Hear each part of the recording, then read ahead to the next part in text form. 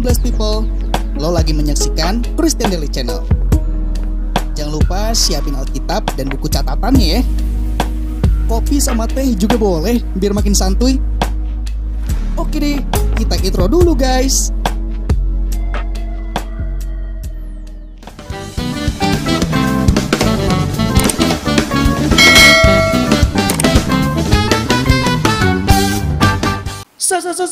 Shalom blessed people, welcome back to Christian Daily Channel dengan program Daily Bread. Masih bersama dengan gue Unido Tesalonika. Apa kabar blessed people? Semoga kabar lo baik-baik aja, selalu sehat walafiat, penuh dengan semangat dan semakin cinta akan Tuhan.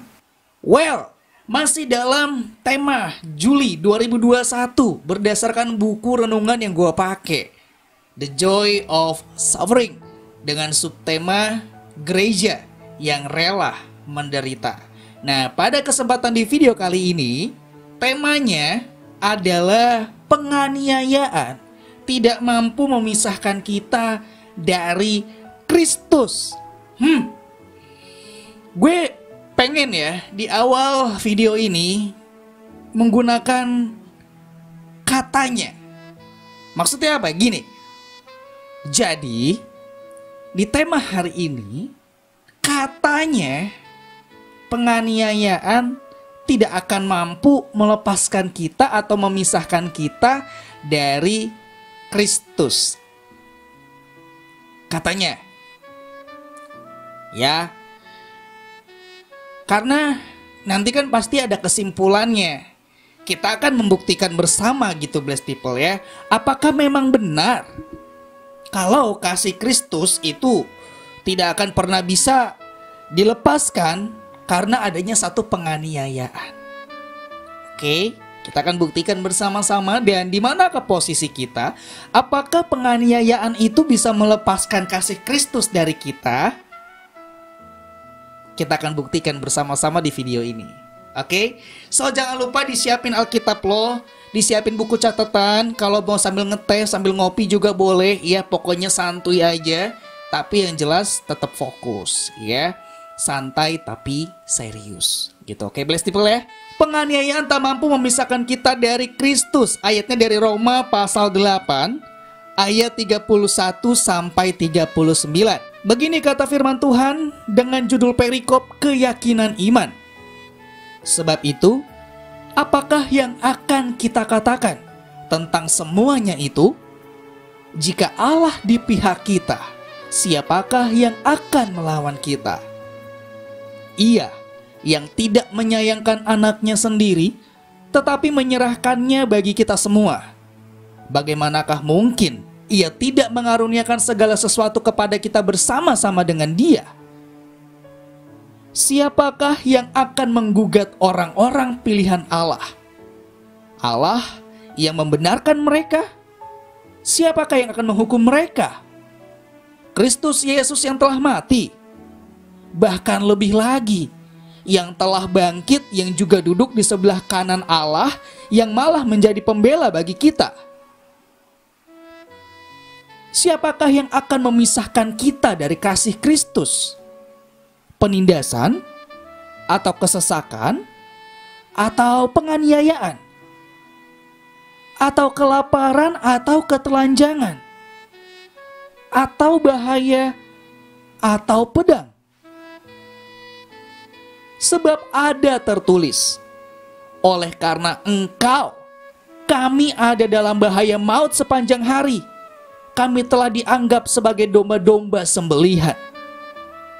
Tetapi dalam semuanya itu, kita lebih daripada orang-orang yang menang oleh Dia yang telah mengasihi kita. Sebab aku yakin bahwa baik maut maupun hidup, baik malaikat-malaikat maupun pemerintah-pemerintah, baik yang ada sekarang maupun yang akan datang, di ayat ke-39, atau kuasa-kuasa, baik yang ada di atas maupun yang ada di bawah, ataupun sesuatu makhluk lain, tidak akan dapat memisahkan kita dari kasih Allah yang ada dalam Kristus Yesus Tuhan kita. setelah pembacaan dari kebenaran firman ini, gue masih mau pakai katanya penganiayaan itu nggak bisa melepaskan kita dari kasih Kristus. Oke, kita akan mulai pembahasan ini, kita akan mulai sharing ini. Gue mau mengatakan bahwa ada hal yang sering dilupakan oleh manusia, padahal hal ini nggak bisa terlepas dari kehidupan kita anak-anak Tuhan, yaitu kasih Bapa. Kasih Bapa yang sangat-sangat luar biasa. Kasih Bapa yang sangat-sangat sempurna, melebihi apapun yang ada di dunia ini. Kasus yang pertama yang membuktikan kasih Bapa begitu sempurna adalah lo yang dosa tapi Bapa yang harus mati. Lo yang dosa tapi anaknya yang harus disiksa. Tuhan mana lagi yang model kayak begini? Hah? Kasih mana lagi yang model kayak begini? Kasih seorang sahabat yang rela kehilangan nyawanya. Ini kasih yang sempurna. Makanya ada perintah, kasihilah Tuhan Allahmu dengan segenap kekuatan, dengan segenap pikiran, akal budi, dengan segenap hati. Yang ironis, di Alkitab memberikan pesan atau perintah, kasihilah Tuhan Allahmu dengan segenap, dan segenap. Tapi realitanya kita mengasihi Tuhan dengan sekedar, dan sekedar. Gue gak lagi ngejudge ya, gue gak lagi menghakimi, blessed people. Ini biar kita jadi koreksi untuk diri kita. Ya kalau memang ternyata dalam posisinya sekarang blessed people tidak dengan sekedar mengasihi Tuhan, ya bagus, dipertahankan, ditingkatkan ya blessed people ya. Jangan merasa hari ini lo perfect banget sama Tuhan, maka berikutnya akan perfect. No, itu adalah perjuangan setiap hari ya. Perjuangan setiap hari blessed people. Kita harus menjaga hati kita, kita harus berjaga-jaga ya sepanjang hari, setiap waktu, every single time ya blessed people. Oke, balik lagi. Katanya penganiayaan tidak akan bisa memisahkan kita dari kasih Kristus.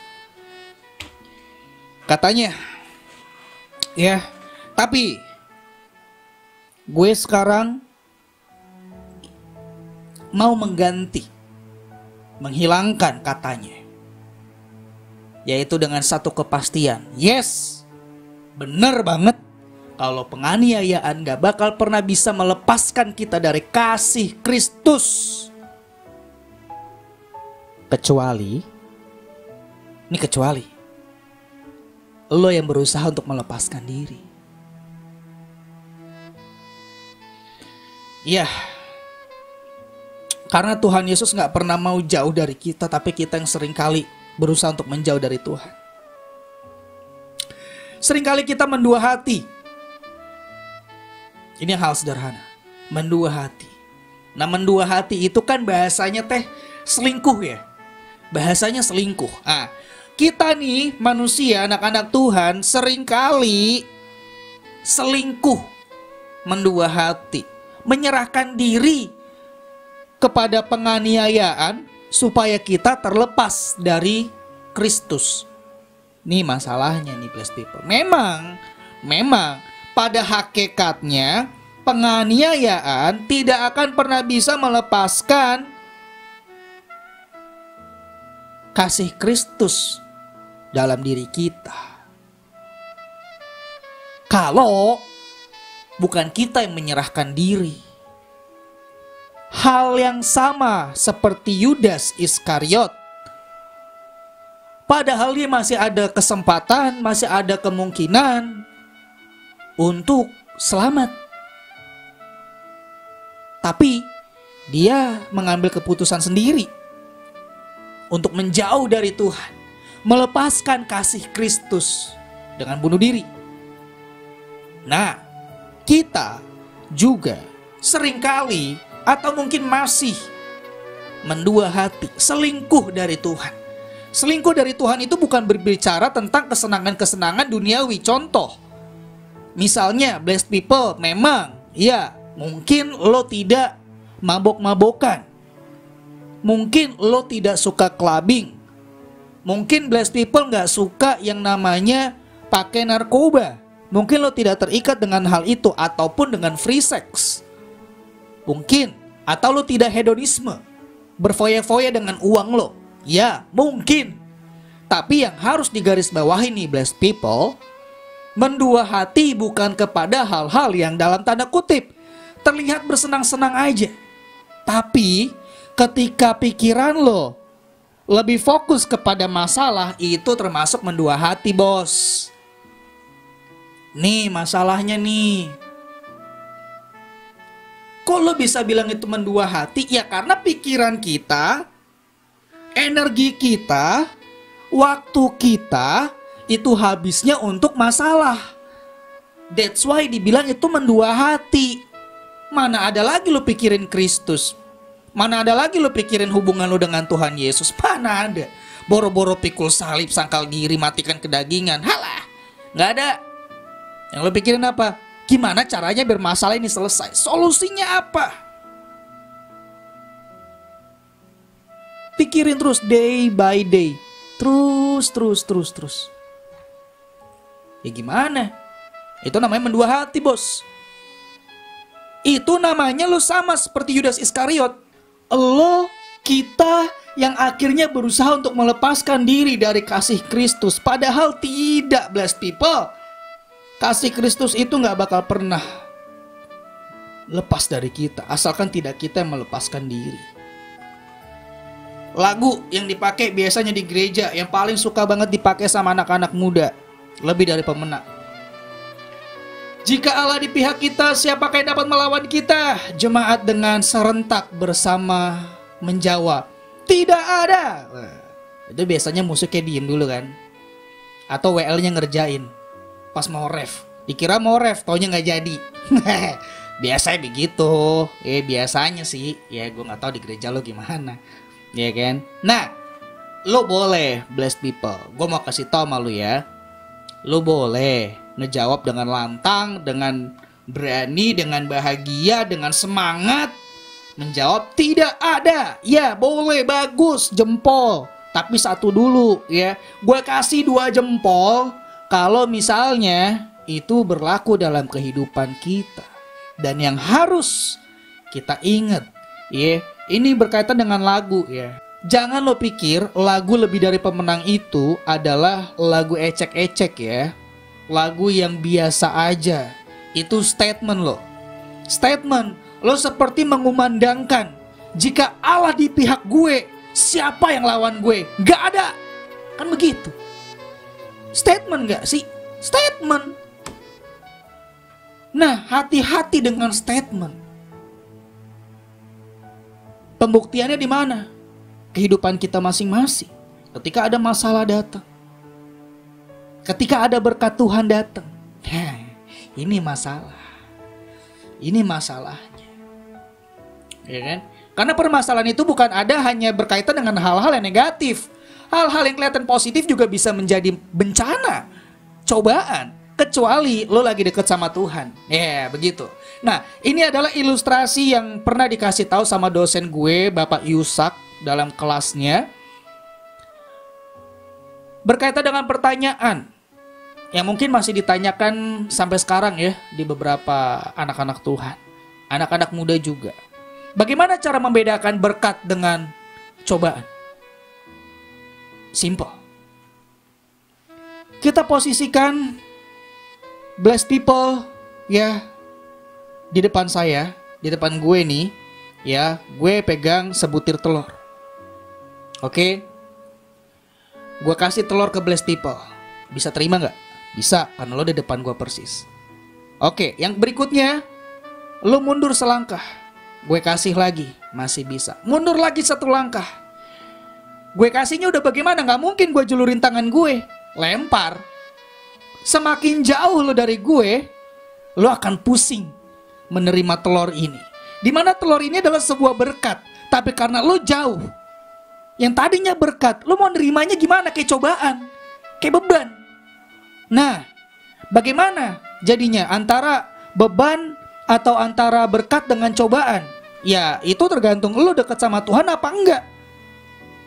Karena ketika lo dekat sama Tuhan, penganiayaan pun itu jadi berkat buat lo. Tapi kalau lo jauh dari Tuhan, berkat itu bisa jadi bencana buat lo. Mendua hati deh. Jadi memang gak ada satupun di dunia ini yang bisa melepaskan kita, memisahkan kita dari kasih Kristus. Apapun, kelaparan, sakit penyakit, penganiayaan, gak akan ada, blessed people. It's a same thing like ketika ada bangsa yang keluar dari perbudakan. Cerita di Alkitab.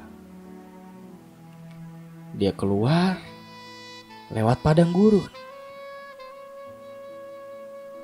Dia melarikan diri dari perbudakannya Firaun. Keren kan?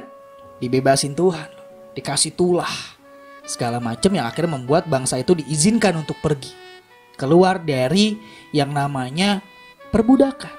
Nah, ketika tulah-tulah itu udah beres, ya, akhirnya dikeraskanlah hatinya Firaun oleh Tuhan. Dikejarlah bangsa tersebut. Di tengah padang gurun ini, lo tahu sendiri, ya, bangsa yang udah dilepaskan oleh tangannya Tuhan sendiri, dia mengutuk Tuhan tersebut. Ya, dia mengutuki Tuhan yang sudah membantu mereka untuk terlepas dari perbudakan, untuk masuk dalam tanah perjanjian. Itu berkat. Ketika lu jauh dari Tuhan, lihat, ketika bangsa ini jauh dari Tuhan, padahal lu dikasih berkat lu. Tapi ketika dia jauh dari Tuhan, dia malah mengutuki, nyuruh Musa, Musa, mendingan gue balik aja deh, daripada gue di sini dikejar-kejar mulu, gue udah kayak mangsa, gitu. Nah, kita compare dengan Ayub. Ayub kurang hebat apa hidupnya? Dia satu-satunya orang saleh loh di zamannya pada saat itu. Lo baca di Alkitab deh. Ayub itu satu-satunya orang saleh, orang yang hidupnya bergaul karib dengan Tuhan pada masa itu. Tapi dia kena permasalahan yang begitu luar biasa. Penyakit, hewannya mati, anak-anaknya mati, istrinya, saudara-saudaranya, sampai nyuruh si Ayub untuk mengutuki Tuhan loh. Tapi karena Ayub posisinya dekat dengan Tuhan, penyakit gini mah chill. Baru gue sakit borok, baru hewan gue mati, baru anak-anak gue mati kecil. Gue lebih cinta Tuhan daripada apapun. Harta gue, anak gue, itu semuanya titipan. Itu pasti di pikiran Ayub. Makanya dia gak mau mencela Tuhan, mengutuki Tuhannya gak mau dia. Dia tahu, jika Allah di pihak gue, siapa yang bisa lawan gue? Gak ada. Itu bedanya. Jadi penganiayaan tidak akan pernah bisa melepaskan kita dari kasih Kristus kalau bukan kita yang berusaha untuk melepaskan diri dari kasih Kristus. Kita akhirnya lebih nempel sama penganiayaan, lebih nempel sama masalah. Wow. Jangan lu pikir lagi, emang gak ada orang yang mau deket sama masalah? Lo jangan tanya gue deh, lo jawab sendiri. Gue yakin lo juga pasti pernah kayak begitu. Gue juga pernah. Tapi dari situ kita belajar supaya tidak terulang lagi. Supaya ketika kita menyanyikan lagu lebih daripada pemenang, itu ada powernya, bos. Itu benar-benar statement yang keluar dari hati, yang berasal dari buah-buah kehidupan kita.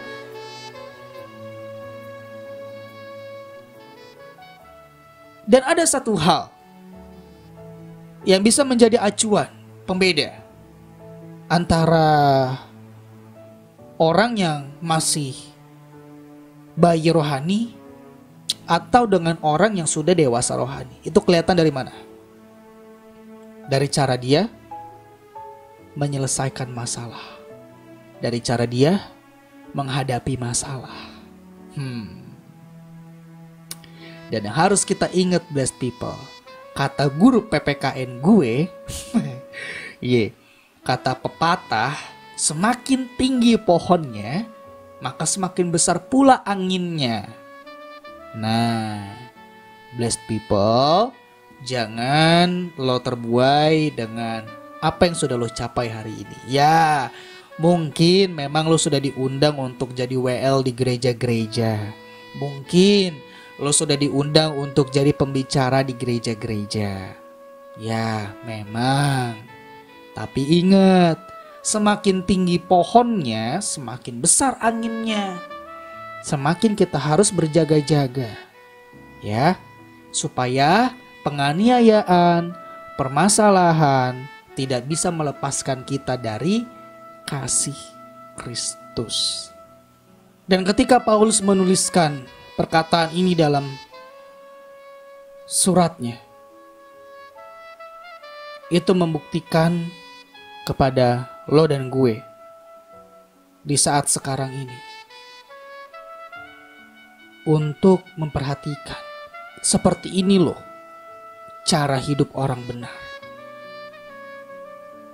Seperti ini loh standar hidup orang benar, yang tidak terombang-ambingkan karena masalah, yang tidak mudah keganggu dengan permasalahan hidup, yang tidak mudah terbuai oleh berkat-berkat, oleh kesenangan-kesenangan duniawi. Itu yang menjadi hal yang kemudian disampaikan juga oleh Paulus dalam kitab Roma, terkhusus untuk ayat yang kita bahas pada kesempatan kali ini. Jadi blessed people, gue berharap kita bisa selalu mawas diri supaya tidak ada satupun yang melepaskan kita dari kasih Kristus. Kembali gue ingetin, entah itu hal-hal yang sifatnya menyenangkan ataupun hal-hal yang sifatnya tidak menyenangkan, kedua-duanya berpotensi untuk kita bisa lepas dari kasih Kristus. Kita yang akhirnya melepaskan diri dari kasih Kristus. Makanya kita harus selalu berjaga-jaga dan mengikuti apa yang dikatakan dalam lagu Sekolah Minggu. Baca kitab suci, doa tiap hari kalau mau tumbuh. Simple ya. Baca kitab suci, doa tiap hari kalau mau tumbuh. Baca kitab suci, doa tiap hari sebagai cara atau tindakannya. Pertumbuhan itu adalah hasilnya. So, jangan pernah berharap kita mendapatkan pertumbuhan kalau kita tidak melakukan kedua hal yang lainnya. Gak bakal mungkin. Itu namanya mimpi di siang bolong. Jadi blessed people, janganlah kita menjadi orang-orang yang suka halu. Lo gak usah halu jadi orang. Gak usah kebanyakan mimpi. Karena dalam Tuhan itu gak tepat dipraktekan sebuah perkataan, gantungkanlah cita-citamu setinggi bintang di langit.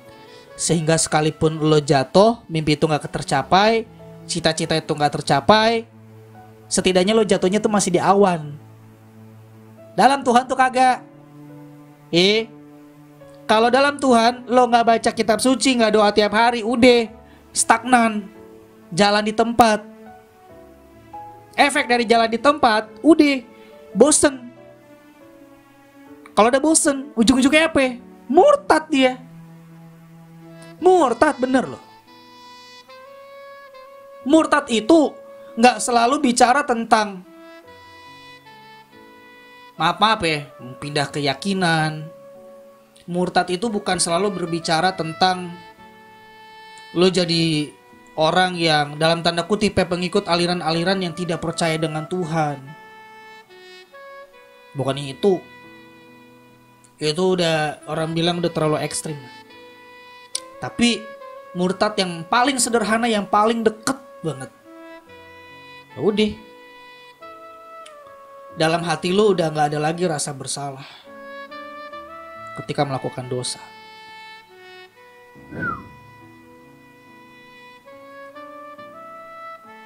Gak satu dulu biasa.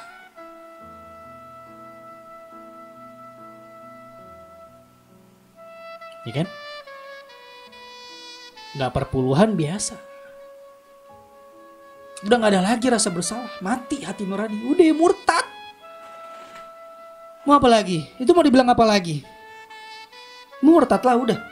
Orang udah gak ada lagi kok yang dirasakan hati nuraninya ketika melakukan yang belok, yang bengkok. Gitu. Ya, bless people ya. Jadi jangan sampai kita yang justru melepaskan diri dari kasih Kristus. Karena sebenarnya kasih Kristus itu gak bakal pernah lepas dari kita.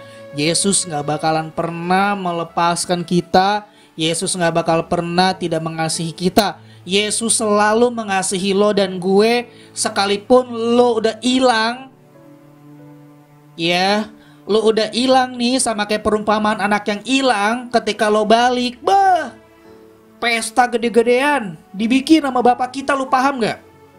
Jadi Yesus tuh gak bakal pernah ngebuang lo. Emangnya lo pikir Adam dan Hawa itu Tuhan yang buang? Kan kagak. Karena dia melanggar, bos. Dia yang melanggar kan. Udah Tuhan bilang, jangan lo makan tuh buah. Ini tengah-tengah taman ya.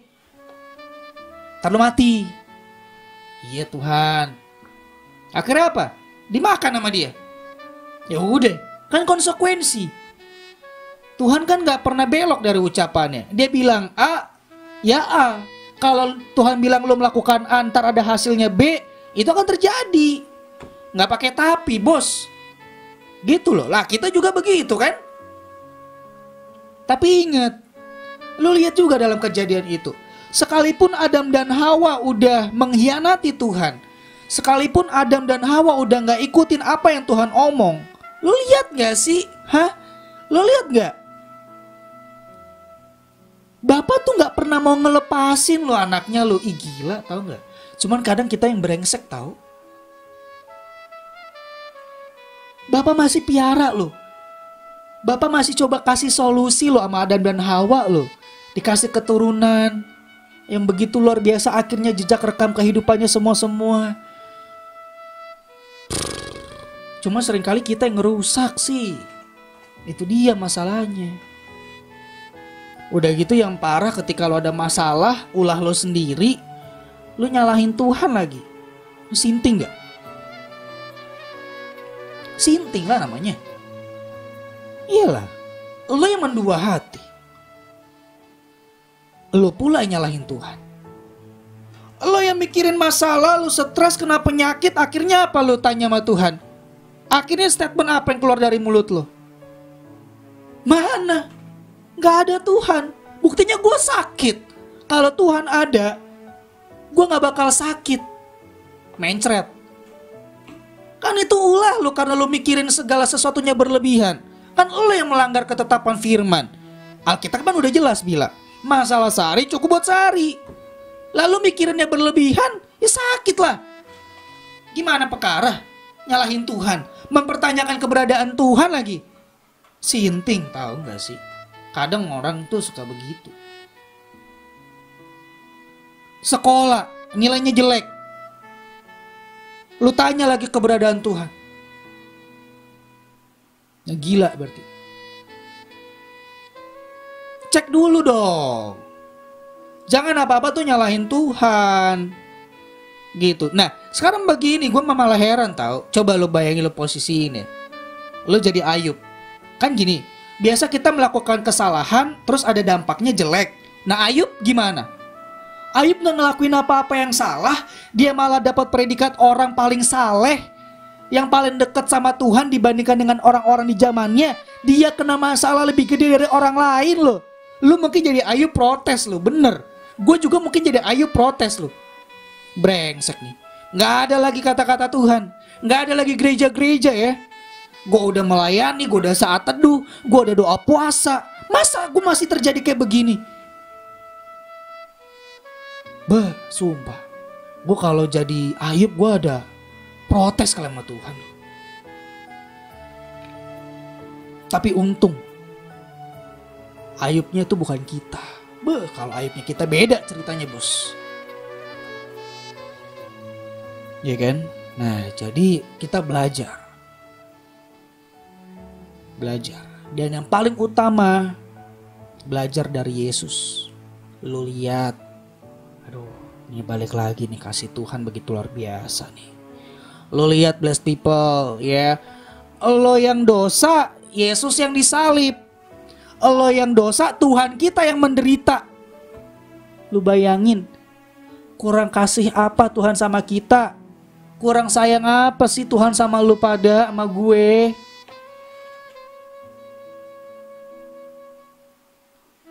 So udahlah, gak usah kita mendua hati lagi sama masalah.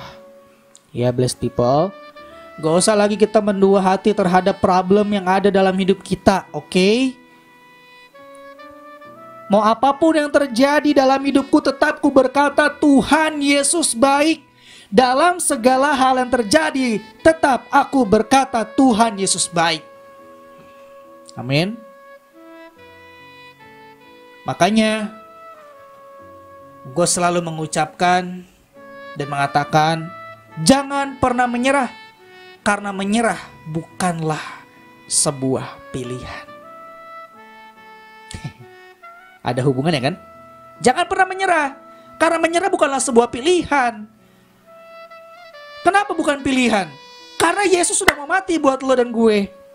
Karena udah ada contoh-contohnya banyak. Tokoh-tokoh Alkitab, nabi-nabinya Tuhan yang memberikan contoh sama kita. Ketika mereka menghadapi permasalahan, menyerah bukanlah sebuah pilihan dalam hidup mereka. Yesus, the one and only, sebagai pilihan, harga mati. Ya. So, the choice in your hands. Pilihan ada di tangan lo sendiri, blessed people. Dan gue akan segera mengakhiri video ini. Dan seperti biasa gue akan mengatakan, jangan pernah menyerah, karena menyerah bukanlah sebuah pilihan. And as always, keep the faith.